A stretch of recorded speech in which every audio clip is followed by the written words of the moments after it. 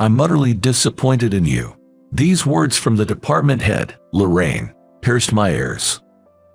As I cleared my desk, I felt the cold gaze of my female boss and heard the snickers of those around me. I, once a promising new graduate, never imagined stumbling like this. Lorraine, who was the cause of it all, smiled maliciously. "I heard that your wife even dumped you. She served you divorce papers the day after the personal change, didn't she? What about it? Just thinking how pitiful it is." Lorraine chuckled mockingly. I glared at her briefly, lifting a cardboard box filled with my belongings. My wife was no longer at home, leaving only the divorce papers in my possession. She took all the furniture with her, and even our savings.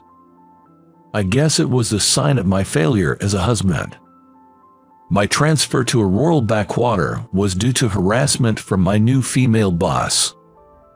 Though Lorraine often sneered at me, I never expected to be blamed for the work mistakes that she made. Blamed for them, I was transferred to a branch office in the countryside. My ex-wife, whom I married right after university, left me, probably thinking I let her down. While packing up my things, I was approached by my colleague, Jordan.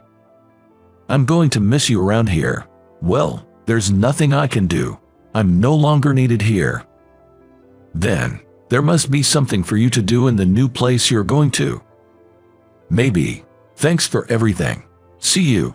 I left my old workplace with all my belongings, and soon after that, I moved to the rural town I was relegated to. What a joy to have such a young guy join us right at the start of the year. Welcome aboard. Cheers. On the first day of work at the branch office, everyone welcomed me, even throwing a welcome party in the meeting room. The treatment here was so different from what I received at the head office. Man, there are only older people working here, barely managing to use the modern technology. We can type on Word, like we used to do on a typewriter, but that's about it. Do you even know what a typewriter is? Yes, I do. Now you can show us how to use these new phones too. Taking photos and videos, sending emails.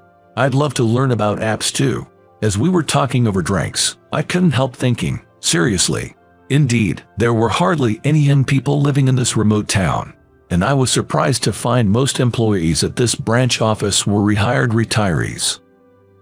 It's nice to be employed at this age, but we're not tech-savvy. We're having trouble using computers, and there's no one to teach us how to use them. That's right, we can't even use Excel. We still work with pen and paper, so whatever we do, it just takes a long time. We can find anyone with computer skills, even if we advertise for a part-time job. I see. I wondered if I could really make it in a place like this. Although I was feeling uneasy about working at this branch office, I had no choice but began working, welcomed by everyone. The next day, I found myself teaching computer basics to seniors at work. Let's see. First, basic chart creation in Excel, and perhaps the function used in the advanced course. I printed out meticulously formatted manuals on A4 papers for everyone. By using the manuals, I hoped to prevent the situation where they would start saying, "Oh, I asked about this before, but I forgot." The elderly staff here were forgetful, but eager to learn by taking notes. I made the manuals as clear as possible, with large diagrams and illustrations. The old computers at the company were a challenge too. I negotiated with the headquarters to arrange newer computers through a rental service. There shouldn't be any more excuses for not being able to do office work due to Excel issues. I'm just curious, since nobody knew how to use Excel, who was handling the office work before I came here? Puzzled, I asked my colleague, Henry, about it. It was Emma. She's the daughter of Max, who lives nearby. She got a job in a city after graduating from college, but the company she was working for went bankrupt due to the recession. She couldn't find another job, so she came back home. She worked here for a while as an office clerk, but then she had to quit due to some family issues. Well, with what happened, it couldn't be helped. What happened? It's nothing. Nothing. Without saying anything further, Henry returned to his desk. Why did she quit when there was no other work in this town? What could have happened? For a long time, I was wondering about this girl named Emma. Some time had passed. Then on one weekend, the weather suddenly changed. One minute it was sunny, and the next we had a downpour. I couldn't even handle laundry outside. I was thinking, looking out the window, when someone visited the old house I was renting. I hurried to the door as the doorbell rang repeatedly, and there stood a woman, drenched in the rain. "Hi, what happened? You're soaking wet.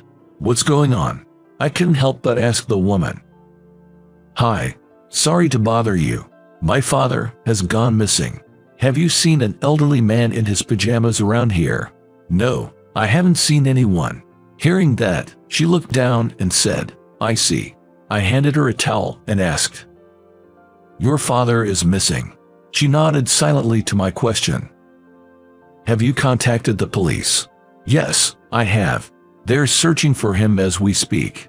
As if on cue, the public address system announced a missing elderly man. The missing person is Max Saran, 58 years old, of medium build. "Wait, Max, are you Emma?" "Yes, that's me." I was surprised. The woman in front of me was Emma, the one Henry mentioned the other day at the office, the former employee of our company. The missing person was her father. Then I explained to her that I was working at the company where Emma used to work. She seemed a bit relieved and started to share her story. She told me about her father's dementia and the need for care, which led her to quit her job, that it was not easy to make ends meet, but somehow she was managing with the government support and her little savings. But lately, my father started wandering off frequently, and I can't deal with it on my own anymore. "I see. I've talked to his care manager about placing my father in a care facility." With a sigh, she continued, "But I'm not sure if it's the right thing to do, putting him in a care facility. I feel guilty, especially after he supported me through college. Maybe I should continue taking care of him myself." Tears welled up in her eyes. She must have been thinking about this alone for quite some time. "I see. That must be really tough. Thank you for sharing this with me." "Oh, I should be going now. Are you going to continue looking for your father on your own?" "Yes. I can keep bothering others with this. You should change out of those wet clothes, even if it's warm outside." "Oh." Her face turned red. Embarrassed, she hugged herself and looked down. "Oh, no, I'm sorry for my appearance." Just then, the emergency broadcast resumed. "Max has been found safe. Thank you all for your assistance." "Oh, they found my father. That's great to hear." "Yes, I'm so glad. Thank you," she said with a smile. I found myself worrying about her and impulsively offered my help. "If you like, I can come with you to pick up your father. I can bring my car right now." "But that'll be too much. We've just met. I'm an employee of the company you used to work for. I heard about you from others. Given the situation, let me help you." "Okay, thank you." She reluctantly agreed to my offer. After that, I drove her to pick up Max. Exhausted, Max was sound asleep in the hospital bed. He had been found with a bruised hip and was scheduled to get some tests done the next day. For precaution, he was admitted to the hospital. I ended up driving him home. It must be really tough, taking care of your father all by yourself. Not at all. It's something everyone does. During the drive, we talked a lot. She seemed anxious about her future, as she was unable to work but had to care for her father. "I'd prefer to stay at home as much as possible," she said, looking vulnerable. Hearing her story, I came up with a suggestion. "But I'm not sure if I can manage it. I'm already overwhelmed with my father's care. It might be better to consider placing your father in a care facility sooner. What if something like today happens again and he's not found?" "That's true, but at least in a care facility, the risk of him wandering off would be significantly reduced. I know. I'll think about it. Thank you for your advice. I might have been interfering, but I thought something needed to be done for her before it was too late. Shortly thereafter, I decided to bring up a matter at the company. I made a suggestion to the company that some of the computer-based tasks should be outsourced. The proposed contractor was Emma. I'm anxious about balancing work from home and caregiving, but I'll give it a try. Having some income will make life a bit easier as well. I agree. I'll do my best.